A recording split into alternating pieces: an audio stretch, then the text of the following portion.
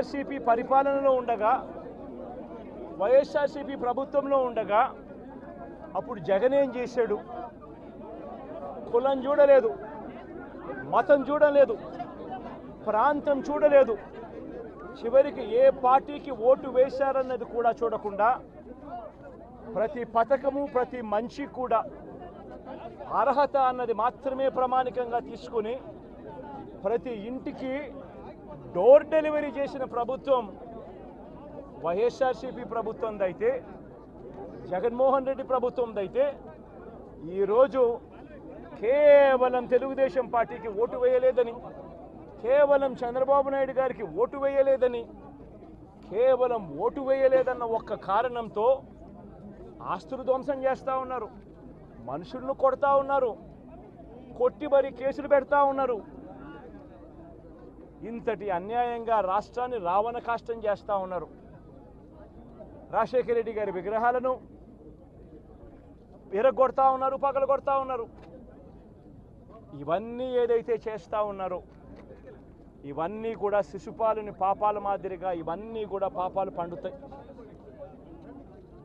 ప్రజాస్వామ్యంలో ఏదైనా కూడా ప్రజలకు మంచి చేసి ప్రజల గుండెల్లో స్థానం సంపాదించుకుని ప్రజల దగ్గరికి వెళ్ళి పలాని మంచి చేశాం కాబట్టి మాకు ఓటు వేయండి అని అడిగే పరిస్థితులు ఉండాలి తప్పనిచ్చి ఈ మాదిరిగా దౌర్జన్యాలు చేసి, ఈ మాదిరిగా అన్యాయమైన కేసులు బిగించి, ఈ మాదిరిగా ఆస్తులు ధ్వంసం చేసి, ఈ మాదిరిగా ఫియర్ సైకోసిస్ క్రియేట్ చేస్తూ రాజకీయాలు చేస్తే మాత్రం అది ఏ రోజు కూడా నిలబడే రాజకీయం కాదు.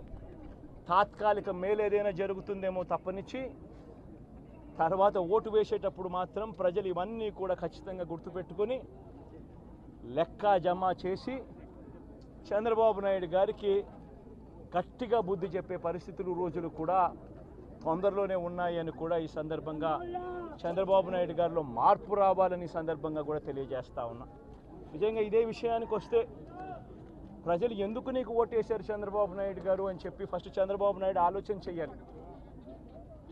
ఒకవైపున వైఎస్ఆర్ కాంగ్రెస్ పార్టీ ప్రజల్లో వ్యతిరేకత వల్ల ఓడిపోలేదు, ప్రజలకు మంచి చేసి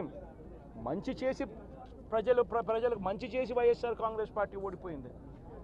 ఎందుకు ఓడిపోయింది అని అంటే చంద్రబాబు నాయుడు చేసిన మోసపూరిత హామీలకు ప్రజలు కాస్తో కూస్తో కొద్దిగా ఇదే ఆ 10% కాస్త అటువైపున షిఫ్ట్ అయ్యి చంద్రబాబు నాయుడు గారు అధికారంలోకి వచ్చిన పరిస్థితులు. మరి చంద్రబాబు నాయుడు అధికారంలోకి వచ్చిన తర్వాత ఈరోజు రైతులకు ఇస్తానన్న రైతు భరోసా 20,000 రూపాయలు ప్రతి రైతన్నకి ఇస్తానన్నాడు. వ్యవసాయం స్టార్ట్ అయింది, ఖరీఫ్ మొదలైంది, పంటలు వేగంగా వేస్తూ ఉన్నారు రైతన్నలు. ఇంతవరకు రైతు భరోసా 10,000-20,000 రూపాయలు ఇస్తానన్న దానికి అతి గతి లేదు. బడులు మొదలయ్యాయి. అమ్మఒడి కింద జగన్ 15,000 ఇస్తాను అని అంటే కాదు చంద్రబాబు నాయుడు వస్తే ఎంతమంది పిల్లలు ఉంటే అంతమందికి ఇస్తాడు, ప్రతి ఒక్కరికి 15,000 ఇస్తాడు అని చెప్పారు. రాష్ట్రంలో 1 కోటి మందికి పైగా పిల్లలు బడియీడు పిల్లలు ఉన్నారు. బడులు స్టార్ట్ అయ్యాయి. ఆ ప్రతి తల్లి కూడా అడుగుతూ ఉంది, తల్లికి వందనం అని పేరు పెట్టావు, అమ్మఒడి అనే పథకాన్ని పేరు మార్చావు, మరి ఆ డబ్బులు ఏమైనాయని చెప్పి గవర్నెన్స్ మీద కాస్త ధ్యాస పెట్టి ఆ తల్లులకు ఇచ్చే డబ్బులు ఇచ్చే కార్యక్రమం చూడండి. రైతులకు ఇచ్చే రైతు భరోసా 20,000 ఇస్తామన్నారు, ఇచ్చే కార్యక్రమం చూడండి. ప్రతి అక్క చెల్లెమ్మకు 18 ఏళ్ళు పైబడిన ప్రతి అక్క చెల్లెమ్మకు ప్రతి ఒక్కరికి 1,500 రూపాయలు ఇస్తామని చెప్పారు. అంటే సంవత్సరానికి 18,000 రూపాయలు. రాష్ట్రంలో 4,12,00,000 మంది ఓటర్లు ఉండరని చెప్పి మొన్నలే లెక్కలు తేలాయి. అందులో దాదాపుగా 2,10,00,000 మంది మహిళా ఓటర్లే. అంటే అందరూ 18 సంవత్సరాలు నిండిన మహిళా ఓటర్లే. మరి 2,10,00,000 మంది ఈ మహిళా ఓటర్లందరూ కూడా 18 ఏళ్ళు నిండిన ఈ మహిళా ఓటర్లందరూ కూడా వీళ్ళందరూ కూడా ఈరోజు అడుగుతూ ఉన్నారు, 1,500 రూపాయలు ప్రతి నెల ఇస్తానన్నావు, ఏమైంది ఈ 1,500 రూపాయలు ఇచ్చే కార్యక్రమాలు అని చెప్పి అడుగుతూ ఉన్నారు. వాటి మీద ధ్యాస పెట్టే కార్యక్రమం చంద్రబాబు నాయుడు చేయాలి. ఇవేవి కూడా చేయకుండా కేవలం భయాందోళనలు క్రియేట్ చేయాలి, రాష్ట్రంలో రావణ కాష్టం సృష్టించాలి, దొంగ కేసులు పెట్టాలి, ఇరికించాలి, ఆస్తులను ధ్వంసం చేయాలి.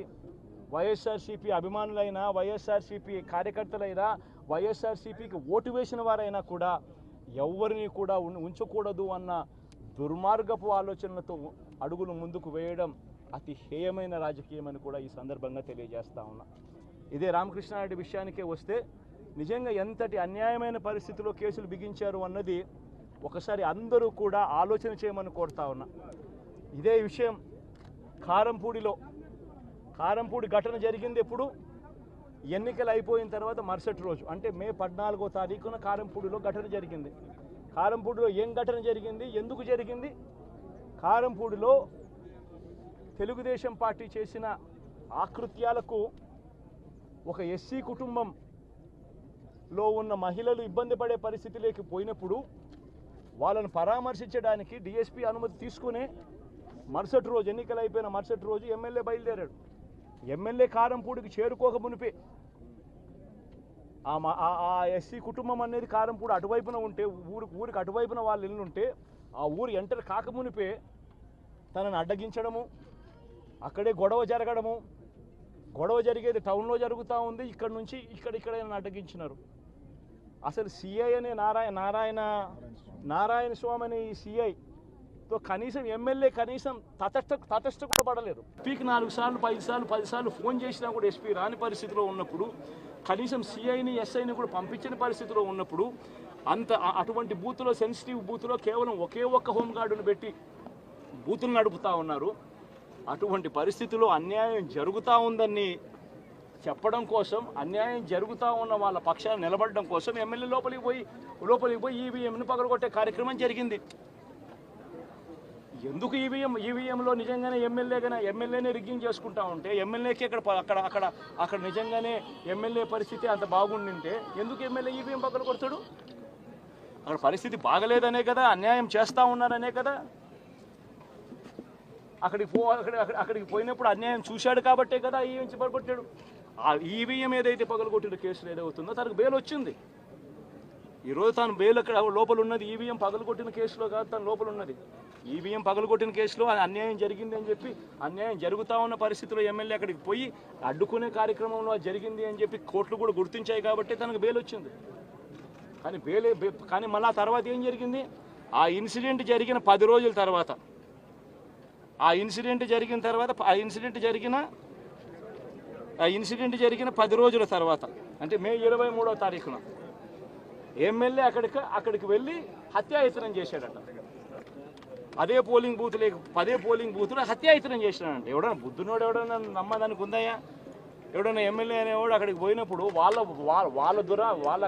వాళ్ళు చేస్తూ ఉన్న రిగ్గింగు, ఎమ్మెల్యే దానికి అడ్డుకునే కార్యక్రమం చేస్తూ ఉంటే ఎమ్మెల్యే అక్కడికి పోయి ఎమ్మెల్యే హత్యాయత్నం చేస్తాడా?